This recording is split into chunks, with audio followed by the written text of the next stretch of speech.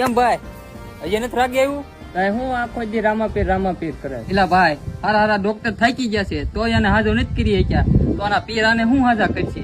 હાલ ભાઈ આપણે આપણા કામે વિયા જવી. એના પીરે જે ધારી છે ઈ એનું થાય છે. એ રામાપીર, આ લોકો તો કઈ જાણતા નથી, તમે તો બધું જાણો જ છો. હવે તો બધું તમારા ભરોસે છે. તારો તોય તમે, મારો તોય તમે.